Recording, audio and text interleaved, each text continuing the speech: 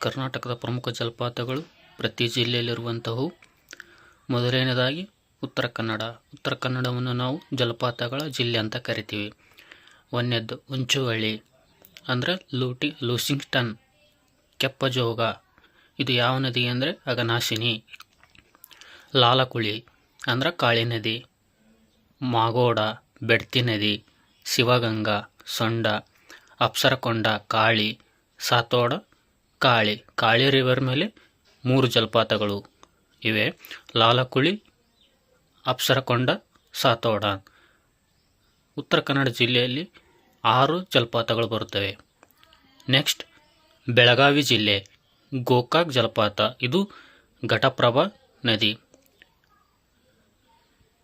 ಬೆಳಗಾವಿ ಜಿಲ್ಲೆಯಲ್ಲಿ ಗೋಕಾಕ್ ಘಟಪ್ರಭಾ ನದಿ ಮೇಲೆ. ಇನ್ನೊಂದು ವರಾಪೋಹ ಅಂದ್ರೆ ಮಾಂಡವಿ ನದಿ. ನೆಕ್ಸ್ಟ್ ಶಿವಮೊಗ್ಗ ಜಿಲ್ಲೆ, ಜೋಗ ಜಲಪಾತ. ಇದನ್ನು ಗೇರುಸೊಪ್ಪು ಅಂತ ಕರಿತೀವಿ, ಶರಾವತಿ ನದಿಯ ಮೇಲೆ. ಇನ್ನೊಂದು ದಬ್ಬೆ, ಶರಾವತಿ ನದಿ. ಕುಂಚಿಕಲ್, ವರಾಹಿ ನದಿ. ನೆಕ್ಸ್ಟ್ ಉಡುಪಿ ಜಿಲ್ಲೆ. ಉಡುಪಿ ಜಿಲ್ಲೆಯಲ್ಲಿ ಚೊಮ್ಮು ತೀರ್ಥ ಅಂದರೆ ಸೀತಾಂದಿ ನದಿಯ ಮೇಲೆ ಬರುತ್ತೆ. ಆಮೇಲೆ ದಕ್ಷಿಣ ಕನ್ನಡ, ಬಂಡಾಜಿ, ನೇತ್ರಾವತಿ ನದಿಯ ಮೇಲೆ. ಕೊಡಗು ಜಿಲ್ಲೆ, ಹಬ್ಬೆ, ಕಾವೇರಿ ನದಿ. ಇರುಪು, ಲಕ್ಷ್ಮಣ ತೀರ್ಥ. ಮಳ್ಳಳ್ಳಿ, ಕುಮಾರಧಾರ.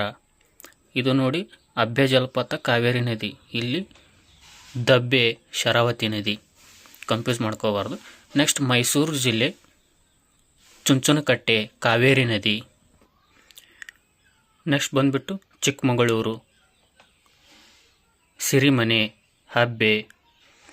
ನೆಕ್ಸ್ಟು ಮಂಡ್ಯ ಜಿಲ್ಲೆ, ಶಿವನ ಸಮುದ್ರ, ಕಾವೇರಿ ನದಿ. ನೆಕ್ಸ್ಟು ಬೆಂಗಳೂರು, ಮುತ್ಯಾಲುಮಾಡು. ನೆಕ್ಸ್ಟು ಚಾಮರಾಜನಗರ, ಗಗನಚುಕ್ಕಿ, ಕಾವೇರಿ ನದಿ. ಬರಚುಕ್ಕಿ, ಕಾವೇರಿ ನದಿ. ಮಡಿಕೇರಿ, ನಿಸರ್ಗಧಾಮ, ಕಾವೇರಿ. ಇವೆಲ್ಲ ಜಲಪಾತಗಳು, ಪ್ರಮುಖ ಜಲಪಾತಗಳು ಕರ್ನಾಟಕ.